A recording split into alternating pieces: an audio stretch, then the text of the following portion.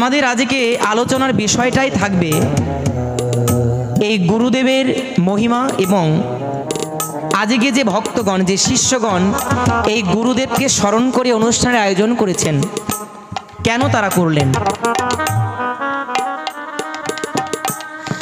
এই জগতে আমাদের সকলেরই একটাই চিন্তা যে আমরা কতদিনে আমরা গোবিন্দের চরণ পাদপদ্মে পৌঁছাতে পারবো। আমাদের সকলের চিন্তা। আমা ভগবান কোথায় থাকে বলতে পারেন কেউ? যদি কাউকে প্রশ্ন করি কেউ সরাসরি প্রশ্নের উত্তরটা দিতে পারবো না। কেন? জগতের বুকে ভগবানকে যদি কারো দর্শন করাতে হয় কেউই কখনো গোবিন্দকে একদম ধরে এনে কারো সামনে রেখে আমরা গোবিন্দ কি বস্তু সেটাকে বোঝাতে পারবো না। ছোট কেন পারবো না? এই জগতের বুকে গোবিন্দ প্রতিটি ধূলিকণার সঙ্গে থেকে শুরু করে আকাশ বাতাস জল অগ্নি অনল অনিলে চির নভ নীলে তিনি মিশে আছেন। দ্বাদশ অধ্যায় ভক্তিযোগে ভগবান শ্রীকৃষ্ণ যখন অর্জুনকে দেখেন সুন্দর করে উপদেশ দিচ্ছেন, অর্জুনের যখন মনের মধ্যে অনেক প্রশ্ন জেগেছে, অর্জুন বলেছেন এই দ্বাদশ অধ্যায়ের প্রথম শ্লোকে অর্জুন উবাচ এবং সতত ইয়ুক্তা এ ভক্তাস্ত্রাং পর্যুপাসতে এ চাপস্করম ব্যক্তং তেষাংকে ইয়োগবিত্তমহম। অর্জুন বলেছে কৃষ্ণ তোমাকে ভজন করার যে পথ, একটি দেখতে পাই ব্যক্ত আরেকটি দেখতে পাই অব্যক্ত। এই ব্যক্ত আর অব্যক্ত ভজনের মধ্যে কোন ভজনটা এই জগতের বুকে শ্রেষ্ঠ এবং আমার জন্য সহজতর? বাদ্যটা থামিয়ে দে। অর্জুন যখন গোবিন্দকে প্রশ্ন করেছেন, ভগবান আপনি আমাকে বলুন ব্যক্ত উপাসনা এবং অব্যক্ত উপাসনা এই দুটি উপাসনার মধ্যে কোন উপাসনাটি শ্রেষ্ঠ এবং কোনটি আমার জন্য সহজতর? শুধু ভক্তজন শুধু ধর্ম ধর্ম করে মরলে পরেই হবে না, ধর্ম কি জিনিস জানতে হবে আগে। ভগবান শ্রীকৃষ্ণ শ্রীমদ্ ভগবদ গীতার পাতায় স্পষ্টভাবে বলে গেছেন, অর্জুন ভজনের পথ শুধু দুটি নয়, বহু বহু পথ ভজনের। কেমন? এই জগতে কিছু সংখ্যক ভক্ত আছে ভগবানের বিগ্রহকে দর্শন করে তাকে সাক্ষাৎ সেবা দেয়। আবার এই জগতে কিছু কিছু ভক্ত আছেন যারা ভগবানের মূর্তি গড়ে না, তারা মনে মনে নিরাকারভাবে ভগবানকে ভজনা করে। এই জগতে যোগী ঋষি মুনি যারা, তারা কিন্তু কখনো ওই মাটির মূর্তি তৈরি করে ওই ভগবানের ভজন করে না। কি করে? তারা ছুটে যায় গহীন বনের মধ্যে, জঙ্গলে, পাহাড়ের পর্বতের চূড়ায়, নিস্তব্ধ নিরজন জায়গায় গিয়ে তারা এক মন এক চিত্তে গুরুর দেয়া সেই বীজ মন্ত্রকে জপ করে করে এই হৃদ মন্দিরে এই দ্বিদলের মধ্যে স্মরণ করে গুরুদেবকে তারা আমার গোবিন্দকে সাক্ষাৎ দর্শন করতে চেষ্টা করে। কিন্তু বাবা, একটি হচ্ছে সহজ পথ, আরেকটি হচ্ছে কঠিন পথ। কেউ যদি 10 কদম হেঁটেই বাজারে পৌঁছাতে পারি, কেউ কি চাইবে 100 কদম হাঁটার জন্য? হ্যাঁ, মানে কাঁচা রাস্তা, ওখানে হাঁটা ছাড়া কোনো উপায় নেই। কিন্তু এখন যদি পাকা হয়ে যায়, ভ্যান চলবে, গাড়ি চলবে, কেউ কিন্তু আর হাঁটতে আমরা চাইবো না। আমরা সবাই চাইবো যেন গাড়িতে উঠে আমরা তাড়াতাড়ি যেতে পারি। শুনে রাখুন, অর্জুন তদ্রূপ গোবিন্দকে প্রশ্ন করেছে, গোবিন্দ আমি তো ভজন করতে জানি না, আমি তো সাধনও করতে জানি না, তবে শুনেছি এই জগতে সাধন ভজন ব্যতীত নাকি তোমাকে লাভ করা যায় না। তোমাকে লাভ করতে হলে পরে সাধন ভজন আমাকে অবশ্যই করতে হবে। কেন জানো? আমার পেটের মধ্যে ক্ষুধা ধরলে পরে যেমন নিজেকেই সেবা করতে হবে, কিন্তু আমার এই আত্মারূপী ময়না পাখি যখন ক্ষুধার্ত হয়, যখন সে ছটফট করতে থাকে নামামৃত পানের জন্য, যত সময় আমরা ওই কৃষ্ণ বলা পাখিকে নামামৃত সুধা পান না করাতে পারি, ওই পাখিটাও কিন্তু বাবা ছটফট করা ছাড়া থাকতে পারে না। তাই ভগবান শ্রীকৃষ্ণ বলেছেন, অর্জুন, অব্যক্ত ভজন থেকে ব্যক্ত ভজন শ্রেষ্ঠ, তুমি ব্যক্ত ভজন করো। অব্যক্ত মানে কি? অপ্রকাশিত। আর ব্যক্ত মানে প্রকাশিত, যিনি তোমার সামনে প্রকাশ।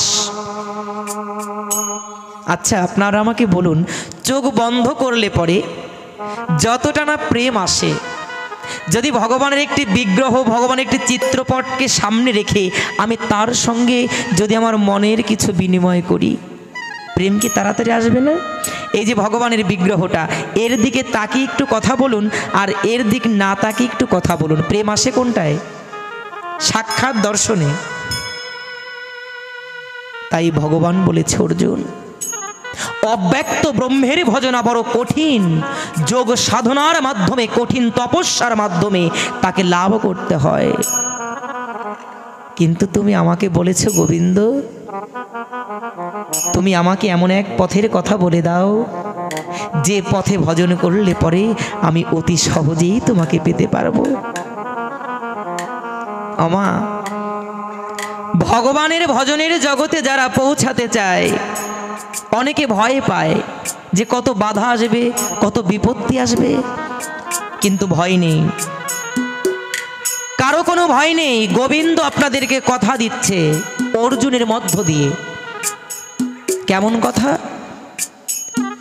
গোবিন্দ বলেছে, অর্জুন, তুমি ব্যক্ত উপাসনা করো, যাকে দেখা যায়, যে তোমার সঙ্গে কথা বলে, যে তোমার সঙ্গে ভাব বিনিময় করে, তার সঙ্গে প্রেম করো। কে কথা বলে? অমায়েরা, তুমি এই গোবিন্দের বিগ্রহের সামনে যতই কপাল ঠুকে মরে যাও, হয়তো বিগ্রহ ভেদ করে সহজেই গোবিন্দ তোমার কাছে আসবে না। কিন্তু জানো, এই জগতের জীবে যেদিন মাতৃগহ্বরে ছিল, সপ্তম মাসে যখন গোবিন্দ প্রত্যেকে দর্শন দেয়, সেই সপ্তম মাসে মাতৃগর্ভ বসে যখন প্রত্যেকে গোবিন্দ দর্শন করেছিলাম, সেদিন আমরা সবাই গোবিন্দকে বলেছিলাম, গোবিন্দ, এতদিন মনে করেছিলাম এই মাতৃগহ্বরটা মনে হয় শুধুই অন্ধকার, এখানে বুঝি আলো নেই। কিন্তু একই, এই জগতে যেখানে যা সম্ভব নয়, একমাত্র সেখানেও তা সম্ভব হয় যদি তুমি কৃপা করে কোথাও উদয় হও। এই অন্ধকার দূরে গেল, আমার মাতৃগহ্বর আলো হয়ে গেল একমাত্র তোমার আবির্ভাবে। গোবিন্দ বলেছিল সেদিন, ওরে, আমি তোর সঙ্গে কিছু কথা বলার জন্য, তোর সঙ্গে কিছু বলার জন্য এসেছি। কেন জানিস? এই মাতৃগহ্বরে যখন জীব থাকে সপ্তম মাসে, প্রতিটি মাকে দেখবেন আমাদের সনাতন ধর্মে দশবিধ সংস্কারের মধ্যে স্বাদ ভক্ষণ করানো হয়, হয় না মা? কত মাসে করায়? সপ্তম মাসে। ভাগবত মহাপুরাণে সুন্দরভাবে আলোচনা হয়েছে, পিতৃসত্তা যেদিন প্রথম দিন থেকে 11 দিন পর্যন্ত থাকে, ওই পিতৃসত্তা বুদবুদ আকারে 11 দিন পর্যন্ত ওই মাতৃ জরায়ুর মধ্যে, ডিম্বের মধ্যে বুদবুদ করতে থাকে।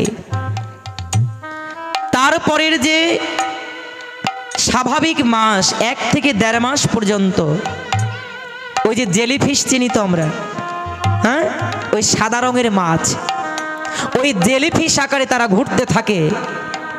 একটু একটু করে ওই ডিম্বাণুতে রক্ত, অস্থি, মজ্জা সমস্ত কিছু ধরতে থাকে। 6 মাস যখন হয় তখন তার দেহটা সুন্দরভাবে প্রায় 80% গঠিত হয়ে যায়। 7ম মাস যখন আসে, সপ্তকলায় পরিপূর্ণ করতে ওই মস্তিষ্কের মধ্যে আমার জগতের যিনি দয়াল ভগবান তিনি আসেন। কেন?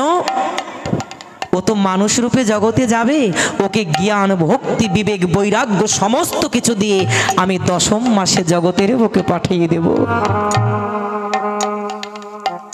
7ম মাসে যখন গোবিন্দের সঙ্গে কথা হয়,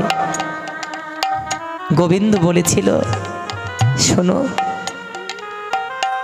আজ হতে বেশ কয়েকদিন পরে তোমাকে এখান থেকে যেতে হবে।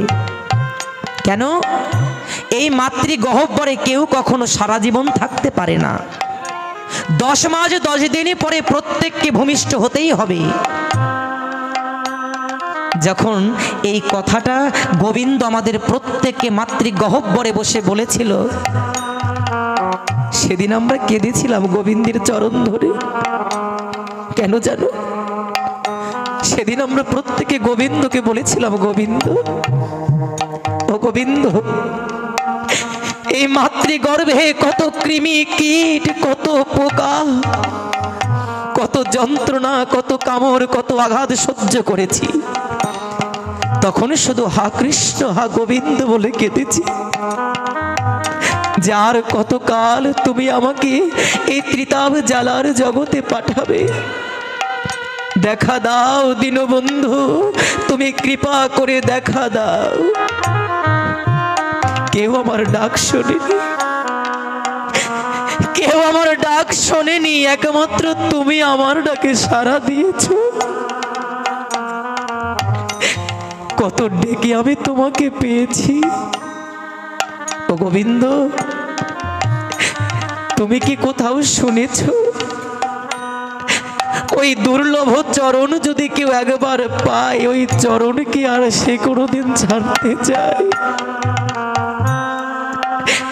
আমি জানি না কত জন্মের স্বীকৃতির ফলে আমি তোমাকে দর্শন করেছি,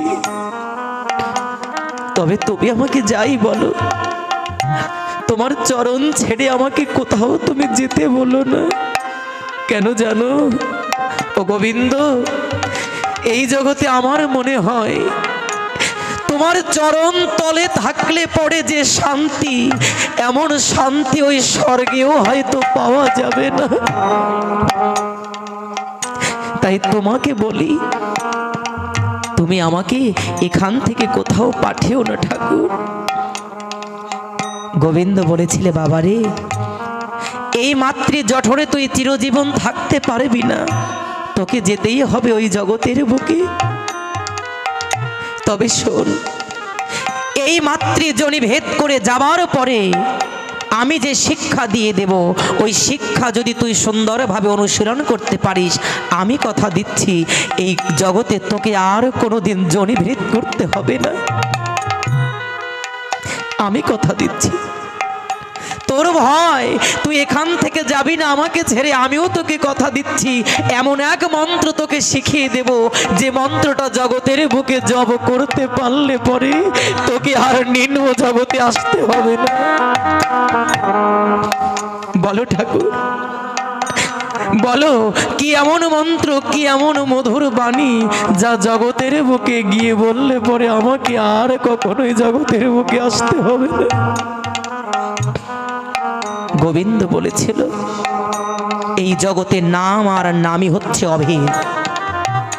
নামীকে পাওয়া যায় একমাত্র নামের মধ্যে। আগে নাম, তারপরে নামী।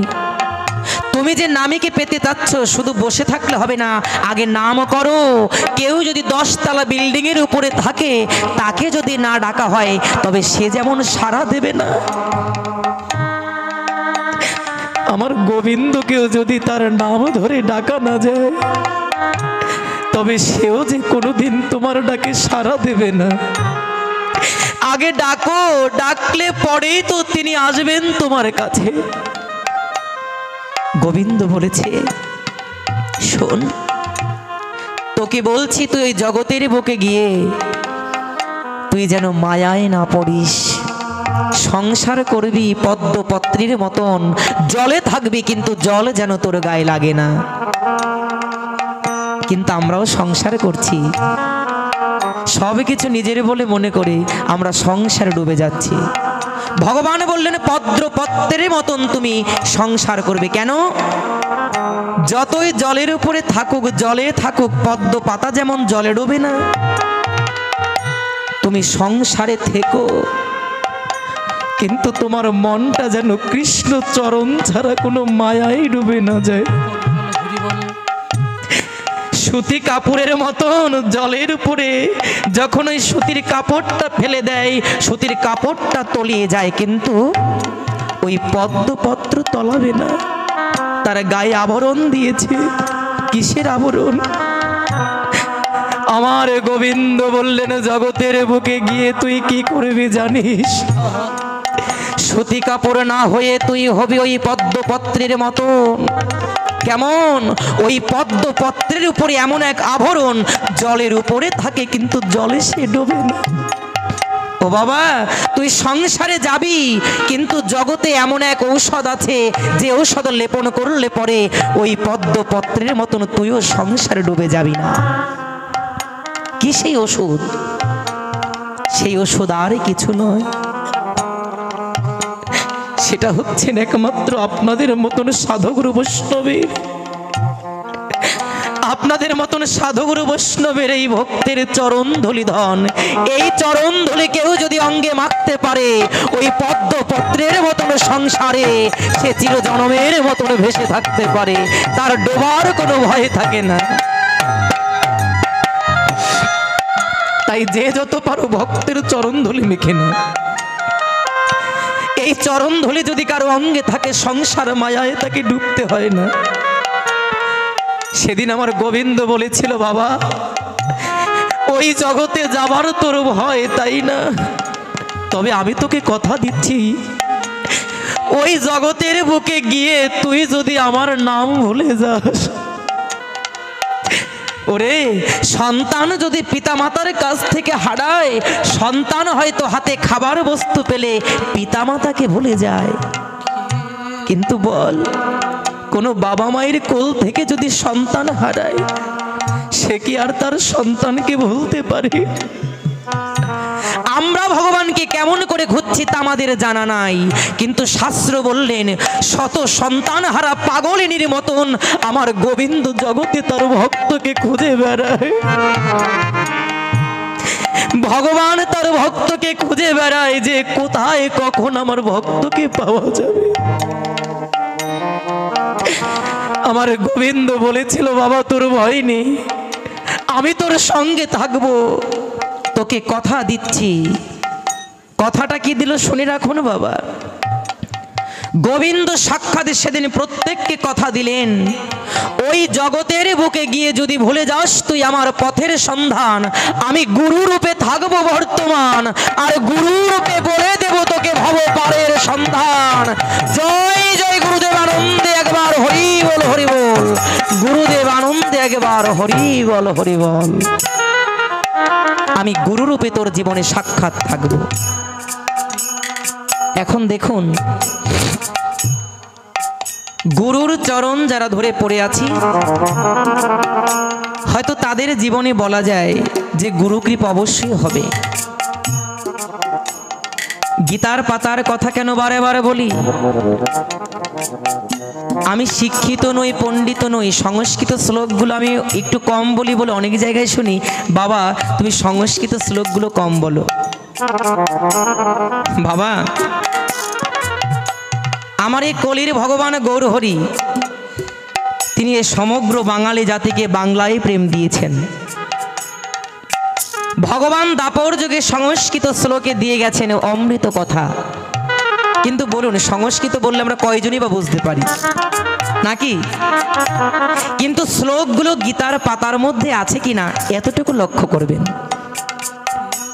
গুরু কেন প্রয়োজন?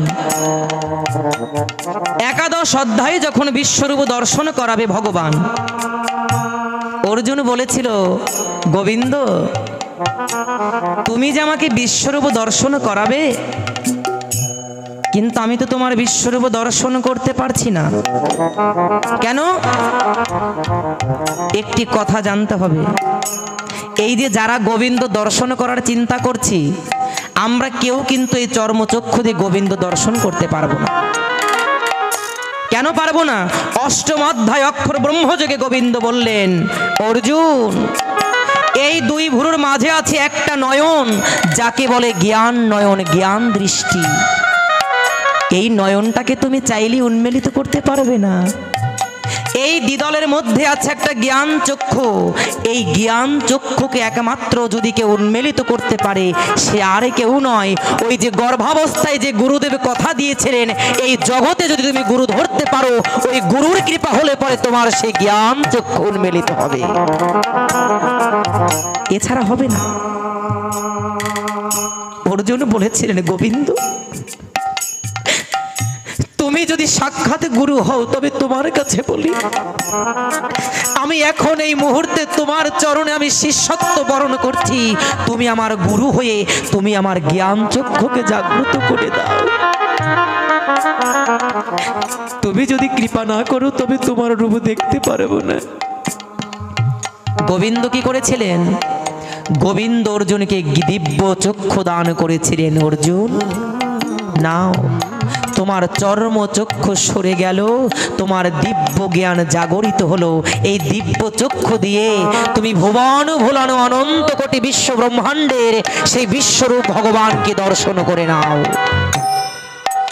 গুরু বন্দনায় বলেন, চক্ষু দান দিল যেই, জন্মে জন্মে প্রভু সেই দিব্য জ্ঞানে হৃদয়ে প্রকাশিল। এই চোখে নয়, হৃদয়ের চোখে গোবিন্দকে দেখতে দেখা যায়। গোবিন্দকে আমি পারবো না দেখাতে, কিন্তু গুরুর কৃপা যদি কারো প্রতি হয়, ওই গুরুর দেয়া নাম জপ করতে করতে হৃদ পদ্ম কমলে আমার রাধা গোবিন্দের যুগল দর্শন করা যায়। শুধু গুরুকে স্মরণ করো। সেদিন অর্জুন জগতে জানালেন, তুমি যত বড়ই ভক্ত হও, যতদিন পর্যন্ত তুমি গুরুর চরণকে আশ্রয় না করবে, গুরু ভিন্ন গোবিন্দ কেউ দিতে পারবে না। গুরুর চরণের প্রতি যদি রতি না থাকে, কখনো গুরুর কৃপা পাওয়া সম্ভব নয়। আমা, এই গুরুদেবের কৃপা পেতে হলে পরে বেশি কিছুর প্রয়োজন নাই, একটু বোকা হবে আর একটু পরিশ্রমী হবে, তাহলে পরে গুরু কৃপা হয়ে যাবে। বোকা কেমন? এখন দেখা যায় বর্তমানে ওই গুরুদেবে যাই কিছু বলুক, গুরুর উপর দিয়ে আমরা কথা বলতে শিখে গেছি। গুরু যদি বলে, বাবা এভাবে না ওইভাবে কর, আরে গুরুদেব আপনি জানেন না, নেটে দেখেছে এইভাবে না ওইভাবে করতে হয়। এটা কি গুরু ভক্তি? এটা কি গুরু প্রেম? নরোত্তম ঠাকুর, যিনি কমলাপুরের, অনেক ঘটনা শুনেছি। উনি নাকি কাউকে সহসা দীক্ষা দিতে চাইতেন না, একটা রামদাও নাকি তার হাতে থাকতো। যে যেতেন তাকে একদম নাকি এমন ভাবে তারা করতেন, ভয়তে অনেকে তার ওই বাড়িতে যাওয়া ছেড়ে দিতেন। এগুলো গুরুদেবের কিছু বাহ্যিক যে অনুকরণ, যে অনুশাসন, যে লক্ষণ, এগুলো গুরুদেবদের থাকে। কেন? যাকে তাকে পেলেই শিষ্যত্ব বরণ করিয়ে দেয় না, তারা পরীক্ষা করে, দেখে যে এই বস্তু নেয়ার উপযুক্ত কারা। নাকি ওই পেলামার করে দিলাম যেমন জয় হরি বল, তেমন আবার শিষ্যদেরও মান্যতা থাকে তেমন। তাই বাবা, আজকে আপনারা একজন ভক্তের কথা আপনারা আস্বাদন করেন, যে ওই ভক্ত কতটা গুরুর চরণে নিজের মনকে সমর্পণ করে সে এই জন্মেই আমার রাধারানীর চরণ লাভ করেছিল। ওই ভক্তের নাম ছিল দুঃখী কৃষ্ণ দাস। কি নাম? দুঃখী কৃষ্ণ দাস। নামের মধ্যেই কত প্রেম। দুঃখী কেন? দুঃখী এই জন্য, জগতে সবাই আমার গোবিন্দ কৃপা পাবে, জগতে সবাই গোবিন্দ প্রেম পায়, কিন্তু একমাত্র আমি পাবো না, একমাত্র আমিই পেলাম না। এটা কি জানেন? এটা হচ্ছে ভক্তের ব্যাকুলতার, ভক্তের বিনয়। তো দুঃখী কৃষ্ণদাস এমন একজন ভক্ত যার কাছে তার সংসারও ভালো লাগতো না।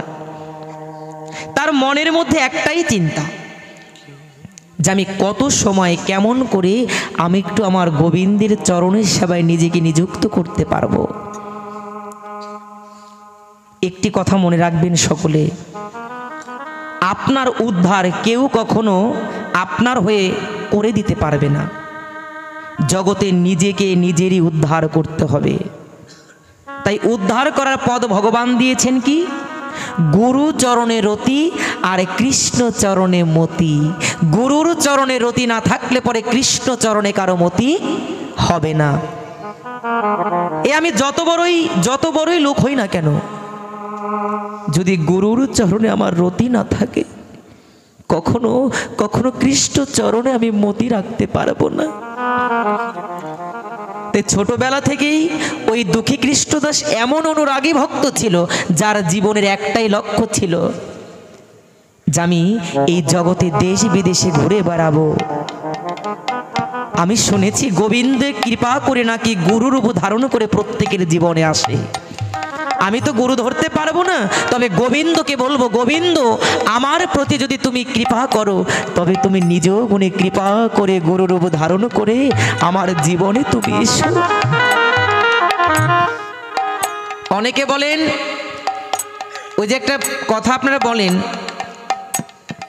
বাংলাতেই মাছ কিনতে হয় কি বেছে নাকি, আর গুরু করতে হয় কি সুন্দরভাবে পরীক্ষা নিরীক্ষা করে, মানে যেচে। কিন্তু আপনি বলুন তো, আপনার কি এমন ক্ষমতা আছে, কি এমন জ্ঞান, কি এমন ভক্তি আছে যে আপনি একজন গুরুদেবকে যাচাই করতে পারেন? পারি? এই দুঃসাহস আছে আমার? এই দুঃসাহস নেই। তবে পারি কতটুকু জানেন? হে গোবিন্দ, তুমি যদি সাক্ষাৎ গুরুরূপে আমার জীবনে আসো, তবে আমি শুধু তোমার কাছে বলি, আমি তো গুরুদেবে চিনতে পারবো না, আর গুরুর চরণ ধরতেও পারবো না। যদি তুমি আমার জীবনে গুরুরূপে আসোই, তবে তোমার কাছে বলি, তুমি নিজ গুণে কৃপা করে,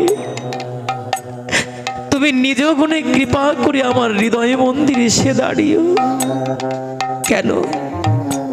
যদি আমি গুরু চিনতে ভুল করি, গুরুকরণ করতে যদি আমি অপরাধ করে ফেলি, ওই অপরাধের ক্ষমা কোনোদিন আমার জন্মে হবে না। তাই দুঃখী কৃষ্ণদাস তার গৃহকে পরিত্যাগ করে নবদ্বীপে ছুটে এসেছেন হৃদয় চৈতন্য গুরুদেবের কাছে। গুরুদেবের নামটিও কত সুন্দর, হৃদয় চৈতন্য। মানে কি? যার হৃদয়ে ওই চৈতন্য ভাব জাগ্রত হয়ে গেছে, হৃদয় চৈতন্য। হৃদয় চৈতন্য গুরুদেবের কাছে এসে দুঃখী বলছেন যে আপনি তো একজন মহাত্মা, একজন গুরুদেব, আমি তো আপনার কাছে চাইলেই দীক্ষা পাবো না। তবে আজ হতে আমি আপনাকে স্মরণে গুরুদেবে মান্য করে আমি শুধু একটা আপনার চরণ ধরে পড়ে থাকতে চাই। বলুন, আমার এই চাওয়াটুকু থেকে আপনি বঞ্চিত করবেন না। শুধু এতটুকুই আমাকে কৃপা করুন, যেন আমি আপনার চরণ ধরে পড়ে থাকতে পারি। হৃদয় চৈতন্য বলেছে, শোনো, শুধু চরণ ধরে পড়ে থাকলে হবে না। এই যে মন্দির দেখছো, এই যে তুলসী বেদি দেখছো না, তুলসী মন্দির, প্রত্যেক দিন মাটির কলস মাথায় নিয়ে ওই নদী থেকে জল এনে তুমি কি প্রত্যেক দিনই তুলসী মন্দিরকে মার্জন করতে পারবে? গুরুদেবের দেখুন কর্মের মধ্যেই কৃপা। যখন বলেছে এই যে তুলসী মন্দির দেখছো, তুমি পারবে? দুঃখী কৃষ্ণদাস কি করেছে জানো? দুঃখী কৃষ্ণদাস দু চোখের জল ছেড়ে দিয়ে বলেছে, গুরুদেব, এই জগতে তো আমি কিছু নিজের ইচ্ছায় করতে পারি না। কেন জানেন? এই জগতে আমার মধ্যে বসে কেউ একজন আমাকে দিয়ে কিছু করাচ্ছে। আপনি আমাকে আশীর্বাদ করুন। কি আশীর্বাদ করব? শুধু আমাকে আশীর্বাদটুকু করুন, আপনি যে কর্মের আদেশ আমাকে করেছেন, এই কর্ম শুধু আমি এই জন্মে নয়, আমি যেন এই কর্ম জন্ম জন্মান্তর ভরে করতে পারি। আমি যেন জন্ম জন্মান্তরে আমার কৃষ্ণ পূজার বোঝা যেন মাথায় নিতে পারি। আপনি শুধু আমাকে একটু আশীর্বাদ করুন, আমি ভয় পাই না। কেন? গুরুদেবের আশীর্বাদ যদি কারো মস্তকের উপরে থাকে, সে কখনো ভয় পেতে পারে না। কৃষ্ণকে যারা ভালোবাসে তারাও কখনো ভয় পেতে পারে না, তারা সমস্ত পথে চলে যায়। কৃষ্ণ নামে চলে যারা অসাধ্য সাধন করে, তাদের কোনো ভয় থাকতে পারে না, জানেন? তাই গোবিন্দের পথে নামলে পরে ভয়কে জয় করতে হয়। তাই কি বলছেন? যারা কৃষ্ণকে ভালোবাসে, যারা কৃষ্ণ গুণ গায়, তারা অসাধ্যকেও সাধন করতে পারে।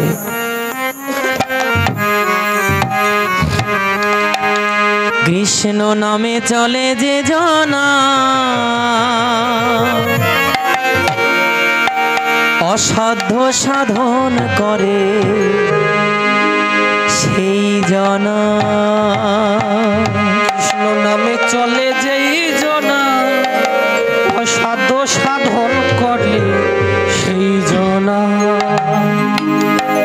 ওগো তারে থাকে না কোনো ভয়, ওগো তার থাকে না কোনো ভয়, ও যে সদাই থাকে নির্ভয়। কৃষ্ণ নামের জোরে সে হার মানে না। কৃষ্ণ নামে চলে যে জনা, অসাধ্য সাধন করে সেই জনা। কৃষ্ণ নামে চলে যে জনা, অসাধ্য সাধন করে সেই জনা। কৃষ্ণ নামে চলে যেই জনা, সবাই হাতে তালি দিয়ে সাধন করে সেই জনা। ওর সানোর বাড়িয়ে দাও।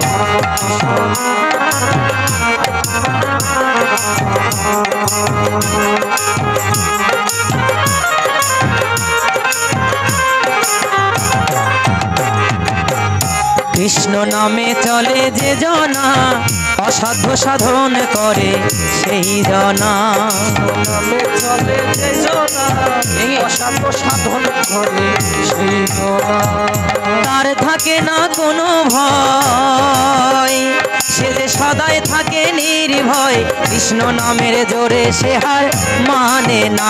রাধা কৃষ্ণ নামে যে জনা, অসাধ্য সাধন করে সেই জনা। কৃষ্ণ চলে যে জনা, অসাধ্য সাধন করে সেই জনা।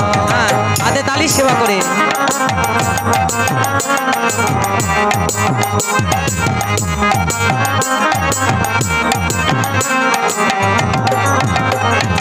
অগ্নিকাণ্ডে তিনি যখন দেন ফেলে, কৃপাময়ে করেন কৃপা সন্তানের মঙ্গলে। যখন ফেলে কৃপাময়ে কৃপা, অগ্নিকাণ্ডে তিনি যখন দেন ফেলে, ঠিক সময়ে তিনি আবার নেন যে কোলে তোলে। রাধে কি বলছেন? তিনি আগুনে ফেলবেন, আবার ঠিক সময়ে আবার তিনি আপনাকে কোলে তুলে নেবেন। অগ্নিকাণ্ডে তিনি যখন দেন ফেলে, ঠিক সময়ে তিনি আবার নেন যে কোলে তোলে। যখন দেন ফেলে, ঠিক সময়ে তিনি আবার নেন কোলে। সঠিক প্রমাণ আমি নিজে সাধ্য নয় জানা। সঠিক প্রমাণ আমি নিজে সঠিক সাধ্য নয় জানা। সঠিক প্রমাণ আমি নিজে প্রকাশ সাধ্য নয় জানা। অসাধ্য সাধন করে সেই জনা। কৃষ্ণ নামে চলে যে জনা, অসাধ্য সাধন করে সেই জনা। চলে যে জনা, অসাধ্য সাধন করে সেই জনা কৃষ্ণ নামে চলে যে জনা অসাধ্য সাধন করে সেই জনা। গানের ভাষায় দেখেন কি বলে, এই যে আপনাকে দুঃখ যে দিয়েছে না, এই দুঃখকে তিনি আবার দূর করে নিয়ে যাবেন। আপনারা তো চিন্তা কিসের? অগ্নিকাণ্ডে তিনি যখন দেন ফেলে, আবার ঠিক সময়ে তিনি আবার নেন যে কোলে তুলে। প্রহ্লাদকে ফেলেনি আগুনের মধ্যে, কি ফেলেছিল নাকি? প্রহ্লাদকে দেয়নি হাতির পায়ের তলে, কি করেছিল সেই হাতি? সেই হাতি প্রহ্লাদকে না মেরে কি করেছিল? প্রহ্লাদকে সুর দিয়ে জাগিয়ে তার মস্তকের উপরে জয় হরি বল হরি বলে নৃত্য করেছিল। জগৎকে জানালো যারা কৃষ্ণ ভালোবাসে তাকে তুমি যতই আগুনে ফেলো আগুনে পড়বে না তারা। কেন? ওই আগুনও দেখবে ওই গোবিন্দের চরণ ভজন করছে। তারা কেমন করে পড়ে? হ্যাঁ, কৃষ্ণ নামে চলে যে জনা অসাধ্য সাধন করে সেই জনা। রাধে অসাধ্য সাধন করে সেই জনা।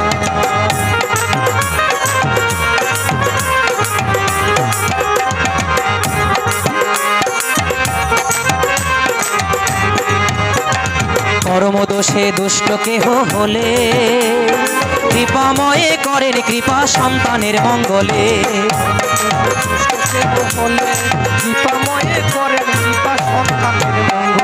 কর্মদোষে দুষ্ট কেহ হলে কৃপাময়ে করেন কৃপা সন্তানের মঙ্গলে। কৃপাময়ে করেন কৃপা সন্তানের মঙ্গলে। ইচ্ছাময়ের ইচ্ছা ভিন্ন বৃক্ষপত্র নরে না। রাধে ইচ্ছাময়ের ইচ্ছা ভিন্ন বৃক্ষপত্র লড়ে না। অসাধ্য সাধন করে সেই জনা কৃষ্ণ নামে চলে যে জনা অসাধ্য সাধন করে সেই জনা। তার থাকে না কোনো ভয়, সে যে সদাই থাকে নির্ভয়ে। কৃষ্ণ নামের জোরে সে হার মানে না। কৃষ্ণ নামে চলে যে জনা অসাধ্য সাধন করে সেই জনা। কৃষ্ণ নামে চলে যে জনা।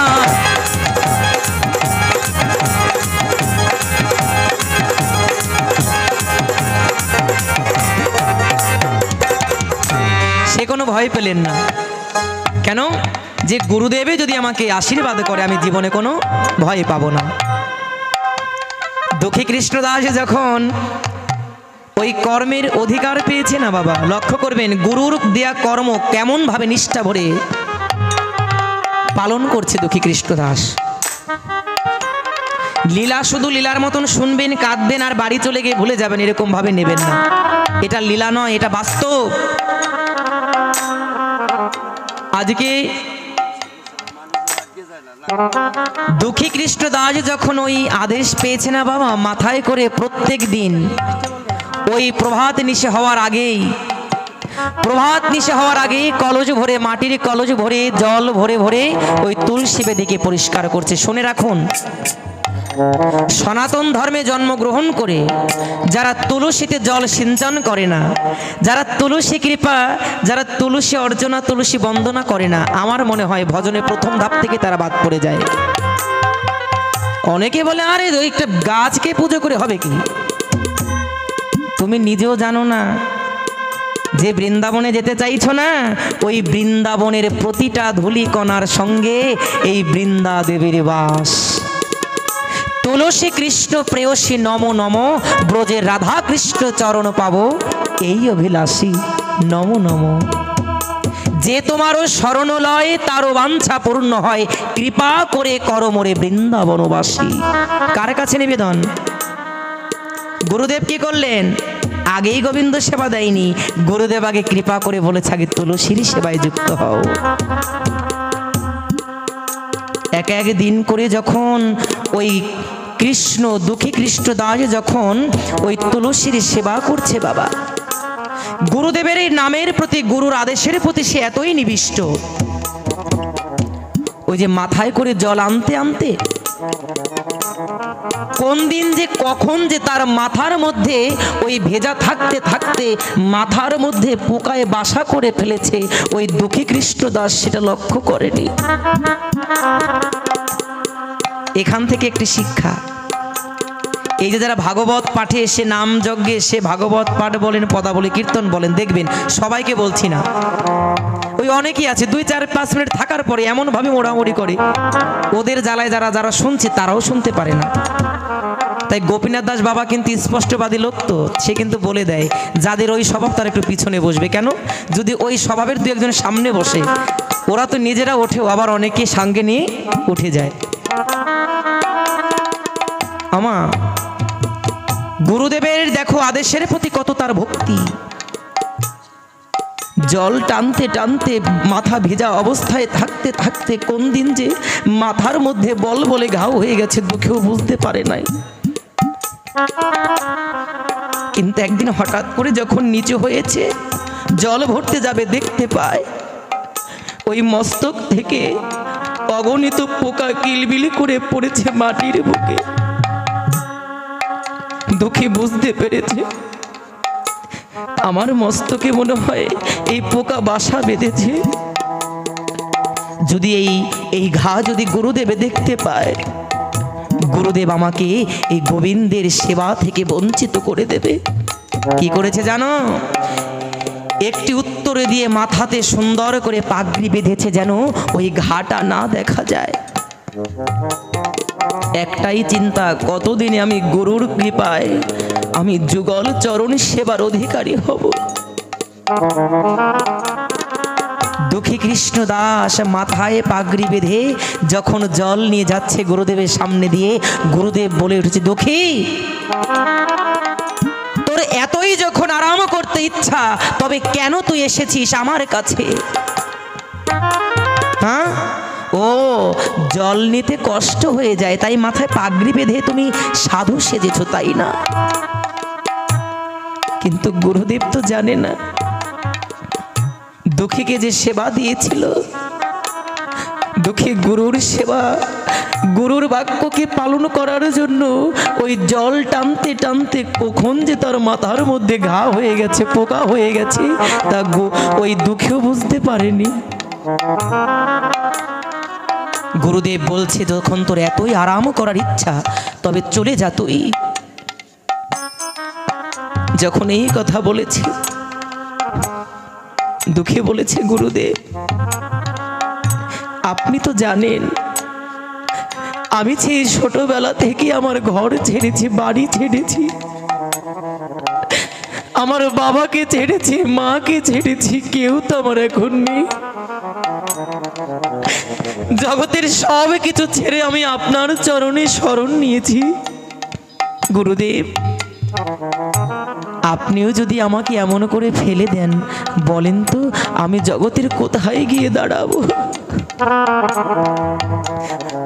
গুরুদেব আপনি আমাকে বলুন, আপনিও যদি আমাকে চরণ ছাড়া করে দেন তবে আমি কোথায় গিয়ে দাঁড়াবো? তবে শোন, গুরুর কাছে থাকতে হলে পরে কষ্ট তোকে সহ্য করতেই হবে। ওই মাথায় পাগড়ি বেঁধে ঘুরলে পরে হবে না, খুলে ফেল তোর মাথার পাগড়ি।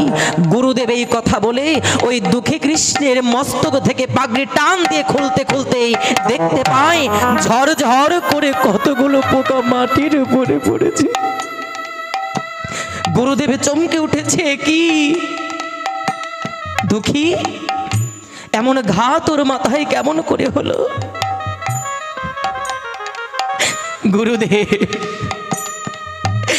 গুরুদেব আমাকে আপনি ক্ষমা করে দিন, আপনি আমাকে তুলসী মঞ্চ সেবার অধিকার দিয়েছেন। আমি আপ্রাণ চেষ্টা করেছি যেন আপনার বাক্যকে আমি রক্ষা করতে পারি। গুরুদেব ওই জল নিতে নিতে মাথাটা তো শুকাতে পারেনি, তাই কখন যেন দগদগে ঘা হয়ে গেছে। গুরুদেবের হৃদয়টা নরম হয়েছে। দুঃখী তুই তো আমাকে বলতে পারতি, বাবা জগতে অসুখ হলে পরে বাবা মা পাগল হয়ে যায় তার সন্তানকে চিকিৎসা করাবার জন্য, তোর তো বাবা মাও নেই, আমি তো তোর আছি, আমি তো তোকে চিকিৎসা করাতে পারতাম। গুরুদেব আমি আপনাকে বলিনি, আমার অপরাধ হয়েছে, কিন্তু জানেন গুরুদেব আমি কেন বলিনি? আমার এই মাথার ঘা দেখে অবশ্যই আপনি আমাকে বিশ্রাম করতে বলতেন।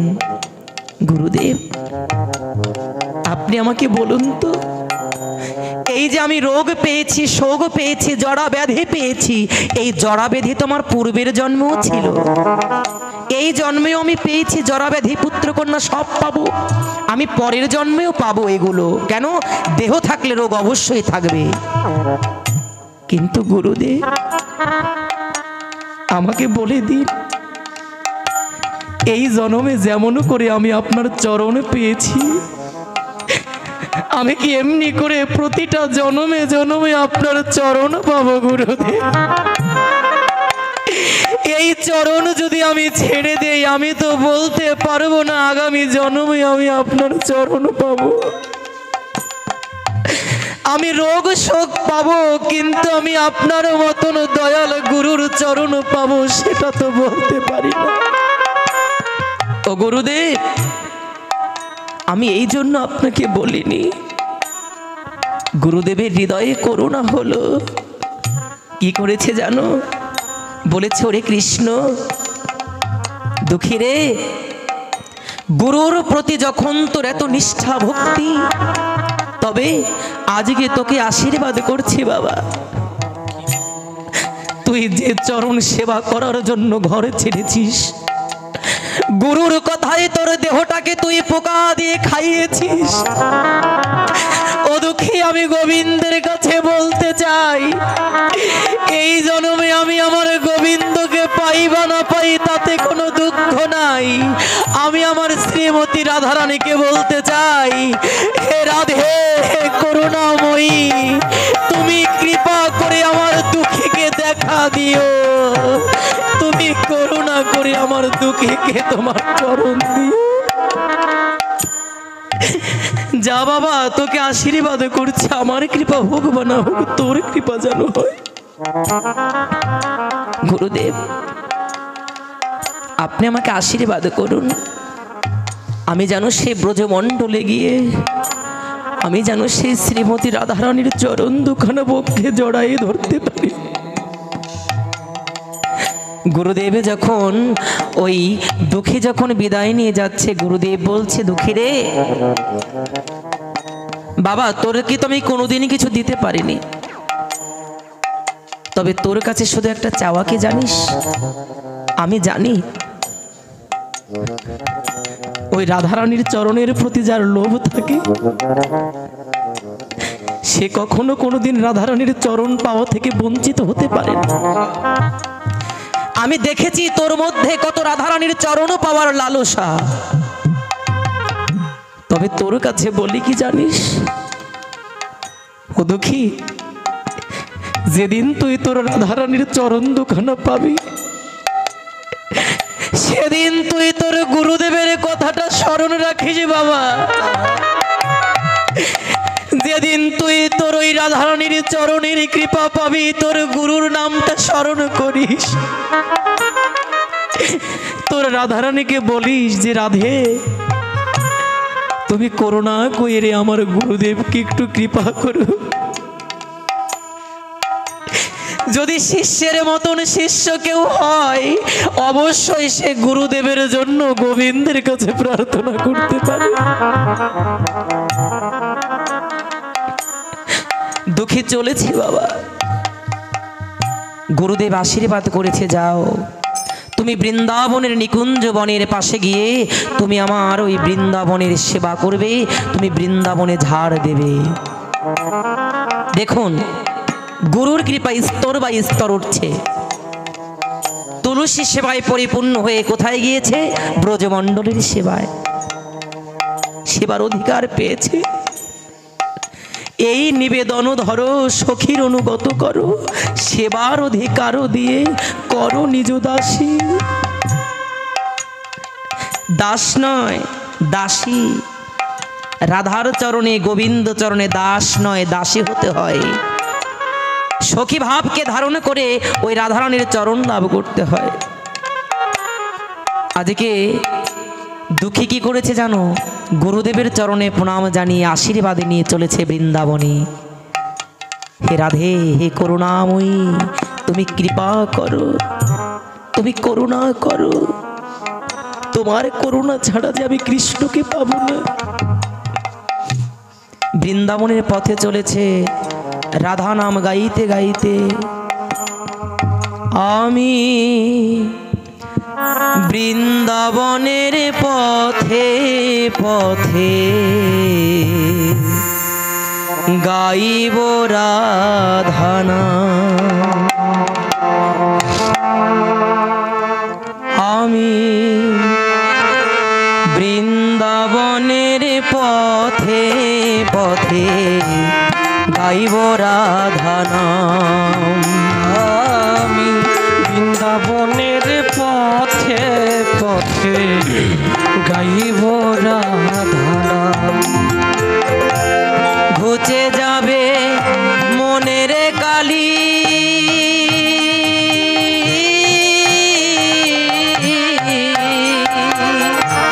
ঘুচে যাবে মনের কালি।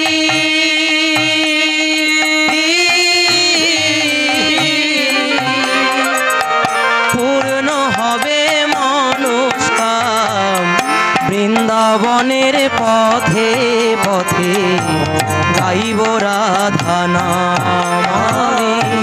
বৃন্দাবনের পথ রাধে করুণাময়ী গাইব রাধা নাম।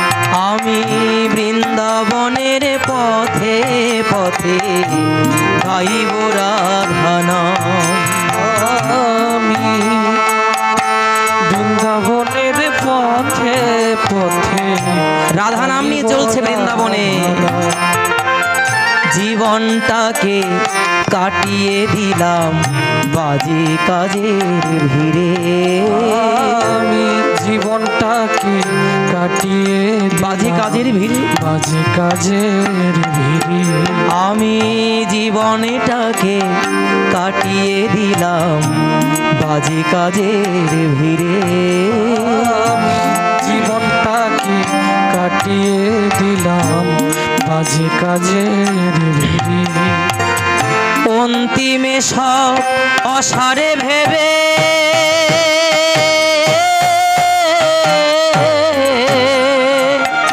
অন্তিমে সব অসারে ভেবে এলাম তোমার দ্বারে। ভিক্ষা পাত্র লয়ে হাতে, ভিক্ষা পাত্র লয়ে হাতে ভিখারি সাজিলাম। ভিক্ষা পাত্র লয়ে হাতে ভিখারি সাজিলাম। বৃন্দাবনের পথে পথে গাইব রাধা নাম। রাধা রানী কি বলো, শ্রীমতী রাধা রানী কি, করুণাময়ী কি, বৃন্দাবনেশ্বরী কি।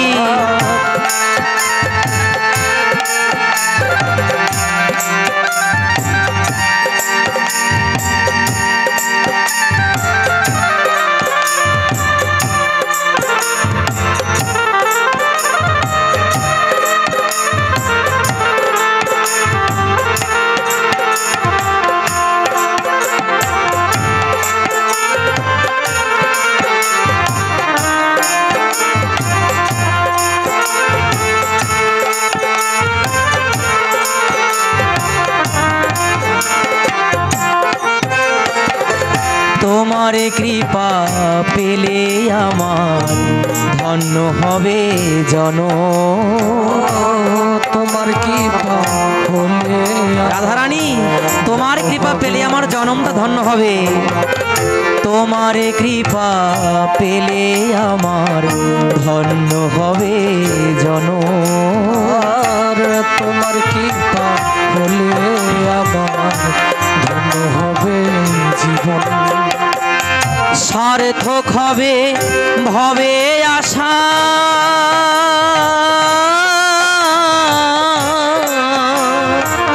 সার্থক হবে ভবে আশা, ধন্য হবে জন।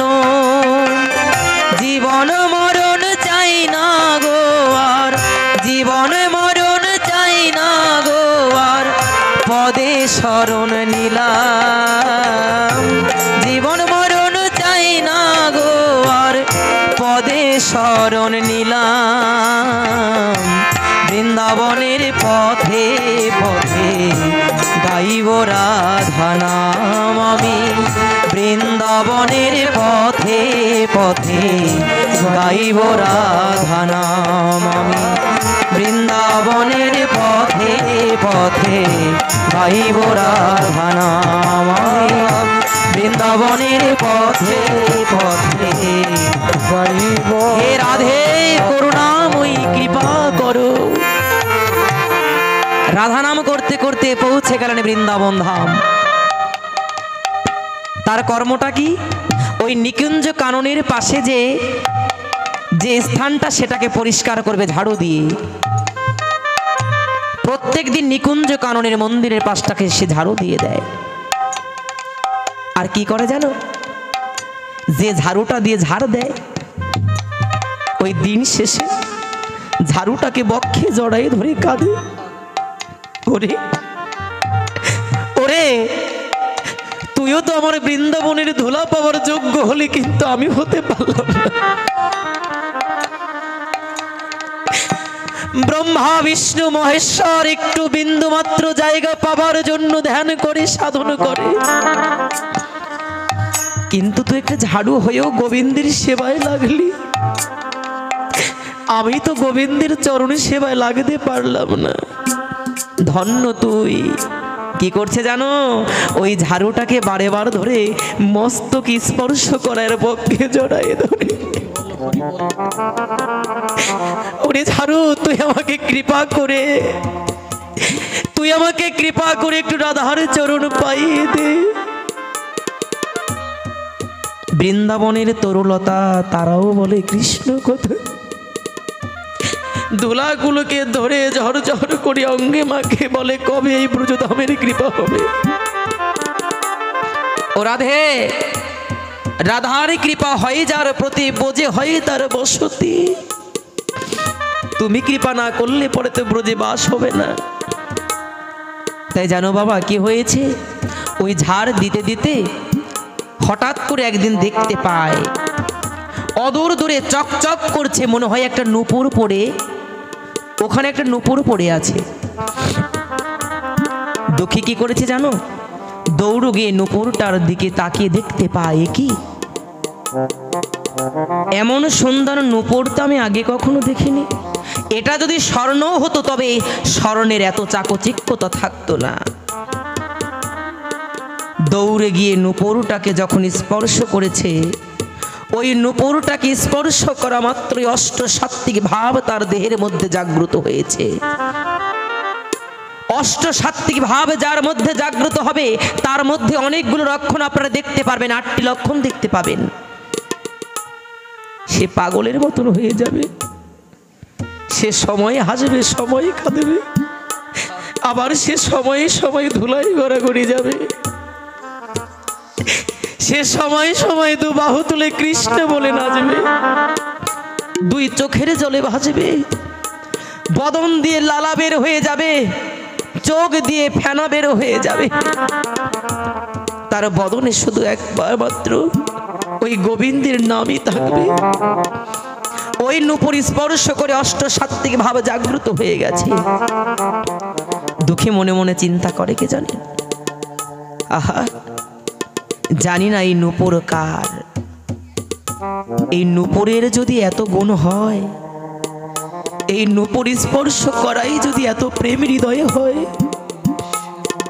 এই নূপুরটা যার চরণে পড়া ছিল, জানি না সেই চরণের কত গুণ।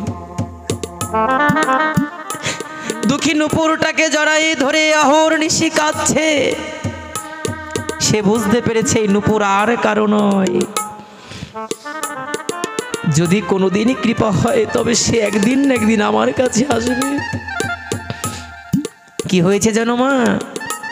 অপরদিকে নিত্য লীলায় যখন রাসমঞ্চে আমার শ্রীমতী রাধারানী যাবেন, অষ্টসখী ঘিরে যখন রাধারানী যাচ্ছেন, হঠাৎ করে ললিতা সখী বলে, ও রাধে, এ কি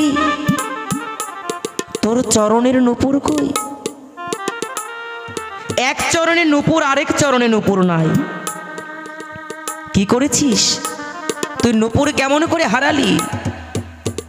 রাধারানী বলেছে কি, শোন, আমার মনে নাই। ললিতা সখী বলছে, রাধারানী অত কপটতা আমার কাছে চলবে না। যে চরণে নূপুর আমার স্বয়ং কৃষ্ণ তোকে পরিয়ে দিয়েছে, ওই চরণ থেকে কি নূপুর কোনোদিন হারাতে পারে? ওই নূপুর হারায়নি রাধে। সত্যি করে বল, তুই কাকে করুণা করবি বলে তার পথে নূপুর ফেলে দিয়েছিস? করুণাময়ী তো, করুণা করবে বলে নিজে ইচ্ছা করে তার নূপুর খানিকে রেখে গেছে ভক্তের পথে। এই না হলে করুণাময়ী। রাধারানী বলেছে, ললিতা শীঘ্র করে যা, আমি যখন শ্যামসুন্দরের কুঞ্জে যাব, যদি চরণে নূপুর না দেখে তবে শ্যামসুন্দর আমাকে জিজ্ঞাসা করবে। যখন এই কথা বলেছে, ললিতা সখী যখন রাধারানীর আদেশ পেয়েছে, ললিতা সখী ওই দুঃখীর কাছে এসে বলেছে, দুঃখী তুমি যে নূপুর পেয়েছো, শীঘ্র করে নূপুরটা আমাকে দাও। কেন? এই নূপুর কি তোমার? ললিতা সখী মনে মনে চিন্তা করে, যদি আমার বলি তবে দুঃখী হয়তো আমাকে দিয়ে দেবে। কিন্তু ললিতা সখী বুঝতে পারে নাই, হরিনাম কৃষ্ণ নাম বড়ই মধুর, যে জনা কৃষ্ণ ভজে সে বড় চতুর। কৃষ্ণ ভক্তের লক্ষ্য কখনো ঊর্ধ্বপানে নয়, ভক্তের চরণ পানে থাকে, ভক্তের চরণ দর্শনে। বলেছে, তুমি মিথ্যা কথা কেন বললে? ওই নূপুর যদি তোমার হবে তবে তোমার দুই পাই তো নূপুর, এই নূপুর তো তোমার নূপুর নয়। এই নূপুর যদি কেউ প্রমাণ দিয়ে নিয়ে যেতে পারে তবে তার কাছে দেব, এছাড়া আমি যে কারো কাছে দেব না। কেন? ওই দুঃখীর মনে মনে চিন্তা, দেখি অষ্ট সখীর এক সখীর করুণা নিয়ে ওই অষ্ট সখীর শিরোমণি শ্রীমতী রাধারানীর চরণ পাই নাকি। দেখুন আমাদের সাধনার স্তরগুলো কেমন করে হলো। তুলসী কৃপা পেল, গুরু কৃপা পেল, তুলসী কৃপা পেল। এইবার মঞ্জুরি ভাবে যখন সে বিবর হয়েছে, সখীর অনুগত যখন হয়েছে, সখী কৃপা হয়েছে, পরে বলছে, নূপুর যার আমি তাকেই তোমার কাছে পাঠিয়ে দেব। ললিতা চলে গেছে শ্রীমতী রাধারানীর কাছে। রাধে, যতটা বোকা মনে করেছিলাম দুঃখীকে ততটা বোকা নয় সে। কেন? ও তোকে ছাড়া নূপুর দেবে না, প্রমাণ দিয়ে নূপুর আনতে হবে। যখন এই কথা বলেছে, রাধারানী বলেছে, আমার সময়ে চলে যায়, আমার সময় আর বেশি নাই, আমাকে যেতে হবে শ্যামসুন্দরের কাছে। চল, আজকে আমি একা নয়, তোরা অষ্ট সখী মিলে ওই দুঃখীর কাছে চল। রাধারানী এসে দুঃখীকে ডাক দিয়েছে, বাবা কে? এই তো, আমার নূপুরটা ভুল করে হারিয়ে ফেলেছিলাম, তুই শীঘ্র করে আমার নূপুরটা দিয়ে। বলেছে, কে তুমি? তোমার চরণ দেখাও, তোমার চরণের প্রমাণ না দিতে পারলে আমি নূপুর দেব না। রাধারানী মনে মনে চিন্তা করে, এই চরণ তো যে কাউকে দেখানো যাবে না। যে চরণ পাবার জন্য ভগবান শ্রীকৃষ্ণ দাপরে দাস ঘরে দিয়েছিলেন শ্রীমতী রাধারানীর চরণে, ওই চরণে কি আর সহজে পাওয়া যায়? দুঃখী বলছে, তোমার চরণ না দেখালে পরে আমি তোমাকে নূপুর দেব না। রাধারানী কি করবে? তাকে যেতে হবে, তাড়াতাড়ি করুণা করতে হবে। রাধারানী কি করেছে জানো? রাধারানী তার চরণ দুটাকে ওই দুঃখের সামনে এগিয়ে ধরেছে। দেখ তো দুঃখী, চিনতে পারিস কিনা। বলেছে, দাঁড়াও, আমি যে চরণের কাছ থেকে নূপুরটাকে নিয়ে এসেছি সেখানে 19টি চিহ্ন দেখেছি আমি। যদি এই চরণে সেই 19টি চিহ্ন দেখতে পাই তবে আমি মনে করব, আমি জানবো এই নূপুর সেই চরণে। গোবিন্দের চরণে 19টি চিহ্ন, রাধারানীর চরণে 19টি। তাই দুঃখী কি করেছে জানো বাবা? দুঃখী আজকে রাধারানীর চরণকে দর্শন করছে। যখন সে নিচু হয়, রাধারানী যখন পাটাকে একটু উঁচু করে ধরেছে দেখতে পায় ওই বৃন্দাবনের ধুলির মাঝে যে পদচিহ্নগুলো, প্রতিটা পদচিহ্ন ওই চরণের তলে। দুঃখী মনে মনে চিন্তা করেছে, কি এ তো আর কেউ নয়, এ তো বৃন্দাবনেশ্বরী ব্রজেশ্বরী শ্রীমতী রাধারানী এসেছে আমার দুয়ারে। এ তো আর কেউ নয়। যখন এই কথা বলেছে, দুঃখী কি করেছে জানো মা? দুঃখী বলেছে, হ্যাঁ প্রমাণ পেয়েছি, আমি প্রমাণ পেয়েছি এই নূপুর তোমার। নাও, তুমি তোমার এই নূপুর নিয়ে যাও। অপর পাশ থেকে ললিতা সখী বলছে, ওরে হতভাগা, যে চরণ কৃষ্ণ চেয়েও লাভ করতে পারে না, সেই চরণ তোর কাছে মেলে ধরেছে। যদি পারিস ওই নূপুর হাতে হাতে নয়, তুই নিজ হস্তে রাধারানীর চরণে পড়িয়ে দে। এই দিন হয়তো তুই আর পাবি না, এই সুযোগ তুই আর কোনোদিন পাবি না। ওরে ওই চরণে নূপুর পড়িয়ে দে। কি করেছে জানো? আজকে সেই চরণে, আমার শ্রীমতী রাধারানীর চরণে সাক্ষাৎ নূপুর পড়িয়ে দিতে যাবে। নূপুর পড়িয়ে দিতে যাবার আগে মনে পড়েছে, গুরুদেব বলেছিল, এই রাধারানীকে আমি পেতাম না যদি আমার গুরুর আশীর্বাদ না থাকতো। জগতে গুরুদেবের আশীর্বাদে ভিন্ন কখনো কিছু পাওয়া যায় না। তাই দুই চোখের জল ছেড়ে দিয়ে মনে মনে চিন্তা করছে, প্রার্থনা করছে, রাধে ও রাধে, আমি তোমার চরণ পেতাম না যদি গুরুর কৃপা আমার প্রতি না হতো। আজকে কি করেছে জানো বাবা? আজকে দুঃখী কৃষ্ণদাস নয়নকে মোদিত করে হৃদয়ে পদ্মে গুরুদেবকে এনে সে আজকে স্মরণ করছে। আজকে সে যেন নিজে নয়, আজকে গুরুদেব মনে হয় রাধারানীর চরণে নূপুর পরিয়ে দিচ্ছে। এই হলো শিষ্য, যে নিজে পেলেই ধরতে চাইবে না, গুরুদেবকে আগে সমর্পণ করবে। পেরেছি তো জীবনে এমন করে গুরুদেবকে ভালোবাসতে পেরেছি তো। এমনি এমনি কিছু হয় না। ওই অনাবাদী জমিতে বাবা ভালো ফসল ফলে যদি গুরুর কৃপা হয়। কেন? তার কাছে থাকে বীজ, তার কাছে থাকে নিড়ানি। যদি সে নিড়ানি দিয়ে বীজ রোপণ করে দেয়, অবশ্যই জীবনে কিছু করা সম্ভব। আজকে কি করেছে জানো? রাধারানী যখন চরণে নূপুর পড়েছে, বলছে, ও দুঃখী আয়, তুই যে আমার কাছ থেকে চরণে আমাকে নূপুর পরিয়ে দিলি, একটা চিহ্ন তোকে দিয়ে দি। আজকে রাধারানী কি করেছে জানো? রাধারানীর নিজের চরণের ধুলি রাধারানীর চরণ ওই চোখের জলে গুলে ওই দুঃখীর কপালে সুন্দর করে তিলক অঙ্কন করে দিয়েছে। দুঃখী, এই চিহ্ন দেখে জগৎ জানবে তুই এই স্বয়ং রাধারানীর চরণ কৃপা ধন্য হয়েছি।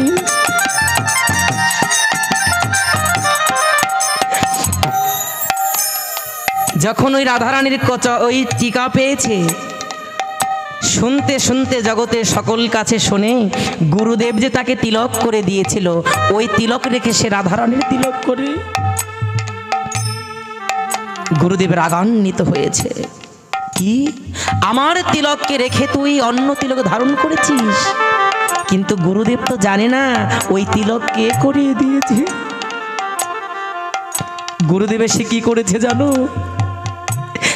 গুরুদেবের রাগান্বিত হয়ে ওই দুঃখীকে এমন ভাবে আঘাত করছে, দুঃখী মাটিতে পড়ে গড়াগড়ি খায় আর ব্যথার জ্বালায় বলছে, গুরুদেব তুমি কৃপা করো, তুমি একটিবার আমার কথা শোনো। শুনছে না গুরুদেব।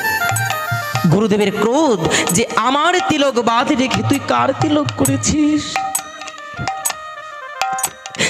গুরুদেবে যখন ক্রোধে সংবরণ করতে পারছে না, সনাতন গোস্বামী এসে বলেছে, হৃদয় চৈতন্য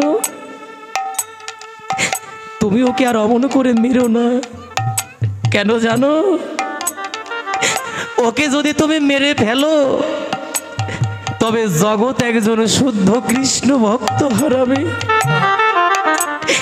যদি একজন শুদ্ধ কৃষ্ণ ভক্ত জগৎ হারায়, জগতের যে কত ক্ষতি হয় এটা তো বলার বিষয় কিছু নয়। তোমার ক্রোধ হয়েছে, তুমি ওই চিহ্নটাকে মুছে ফেলো। গুরুদেবে কি করেছে, বারে বার ওই দুঃখীর কপাল থেকে রাধারানীর করে দেয়া তিলককে যখন মুছতে যায়, হাজারবার চেষ্টা করে কিন্তু ওই তিলক মুছতে পারে না। যখন তিলক মুছতে মুছতে ওই গুরুদেব বাবা পরিশ্রান্ত হয়ে গেছে, গুরুদেব মনে মনে চিন্তা করছে, কি এই তিলক কেন আমি মুছতে পারছি না। শিষ্য বলছে, রাধারানী গুরুদেবকে দিয়ে তুমি আর কত খাটাবে, করুণা করো। কি হয়েছে জানো মা, যখন ওই ভক্তের কপাল থেকে তিলককে আবার মুছতে যাবে, যতবার ওই তিলক মুছতে যায় কোনোবার ওই তিলককে মুছতে পারে না। কি হয়েছে জানো, বারে বারে চেষ্টা করার পরেও যখন তিলক মুছছে না, ওই গুরুদেবে দেখতে পায় ওই তিলকের মধ্যে আমার রাধা কৃষ্ণ যুগল ধরে দাঁড়িয়েছে। রাধা কৃষ্ণ প্রীতি প্রেমানন্দে একবার হরিবল হরিবল নিতাই গৌর সীতানাথ প্রীতি প্রেমানন্দে হরিবল হরিবল। সেদিন গুরুদেব ভক্তের ললাটে তিলকের মাঝে রাধা গোবিন্দ দর্শন করেছিল। তখন কি হলো, ওই শিষ্য আর গুরুদেব তারা সমস্ত কিছু ভুলে গিয়ে বলল, ওরে ওরে বাবা, তুই আর বেশি দূরে না দাঁড়িয়ে থেকে একবার তুই আয়। ও দুঃখী, আজকে আমি কি করব জানিস, আজকে আমি গঙ্গা স্নান করে নয়, আজকে আমি তোর মতন ভক্ত পরশ করে সরস হব, মহাপবিত্র হব। আমি আজকে তোকে পরশ করে আমি গোবিন্দের ধামে পৌঁছে যেতে চেষ্টা করব। শুধু ভক্তজন, ভগবানের এই অমৃত লীলা শুধু লীলা নয়, ভগবানের অমৃত লীলা শুধু লীলা নয়, এগুলো জীবনের শিক্ষা। গুরু করলে পরে যেমন দীক্ষা দিতে হয়, এই ভাগবত পাঠ গীতা পাঠ যাহা কিছুই বলেন, এই পাঠ শ্রবণ করলেও শ্রবণ দক্ষিণা দিতে হয়। তাই আমি আপনাদের কাছে অনুরোধ জানাবো, মাকে উঠবে না, এই বসো, একজন উঠবে না, বসে পড়ো। তা আপনাদের কাছে অনুরোধ, আজকে আমি আপনাদের কাছে অনুরোধ জানাই, আমি আপনাদের যদিও ছেলে, কিন্তু শাস্ত্রে বললো যদি পাঠ শুনে কেউ পাঠ দক্ষিণা অর্পণ না করে, সে পাঠ শ্রবণ কিন্তু বৃথা চলে যায়। কারো কাছে 100 টাকা 200 টাকা 500 টাকা কোনো দাগ দিয়ে বলা হয়নি।